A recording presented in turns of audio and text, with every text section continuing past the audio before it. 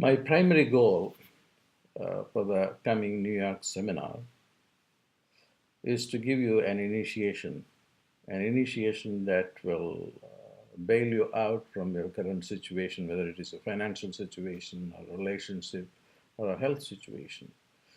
It is basically about how to be meaningfully in contact with God, not as a metaphysical concept, but as a neurobiological activation of the inner strength you have. So God is understood not as a metaphysical entity uh, who belongs to the realm of faith. No, it is a matter of neurobiology, and I will give you an initiation and teaching connecting both to God. Secondly, that I will talk about success.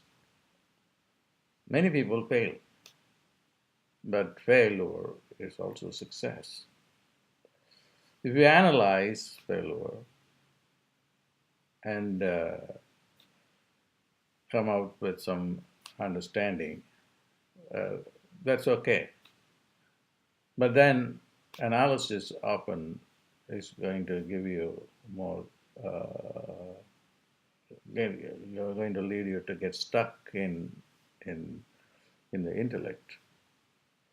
But if you look deeper into failure, it is pointing towards not a simple success, but a great success. And I have planned to do a separate course on that.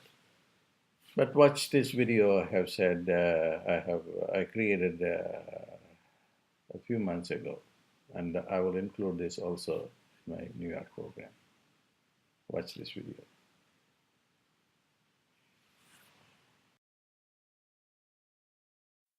Why do you fail?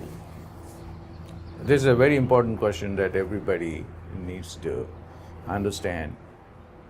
And then what happens is whenever people fail, they are depressed and they are frustrated, they are angry, and then they just go and drink or do other kinds of things. So it's very important for everyone, whether you are an young person or a middle-aged person or an old person, to understand the fact that nobody fails. You don't fail at all. What you can call it as failure is not failure at all. Because there is something very deeply significant happening in what you call as failure. Say, for instance, I will give you a person literally failing in an exam and then he's not promoted to the next grade. Yes, it's a failure, only in a limited sense. But it has its own advantage. The advantage is where you go and look at yourself. Why did you fail?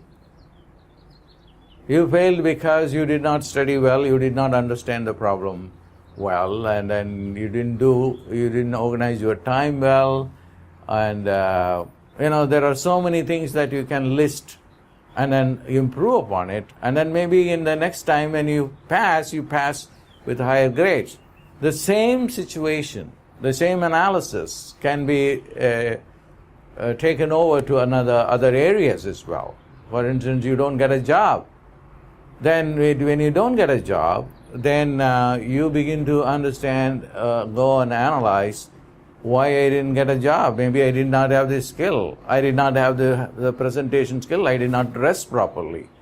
Or, more importantly, I went to the interview at the wrong time. So that gives you a new dimension to go into understanding the time dynamics, because the time is not the same according to Vedic astrology. And Vedic astrology has been approved as a science by the Supreme Court and the University Grants Commission, and it is being taught in schools in India, because I think this has to happen everywhere. So failure is also a time-related phenomenon. So that makes you to go and understand, well, I didn't do well over this 7.5 years period of Saturn. So failure has to be redefined. Failure is success itself, or more success.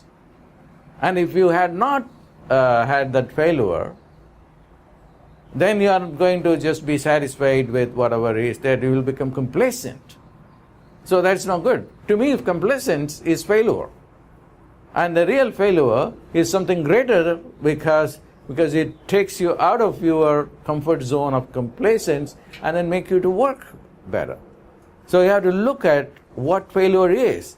Failure in ordinary, common, and day-to-day understanding is freezing the concept.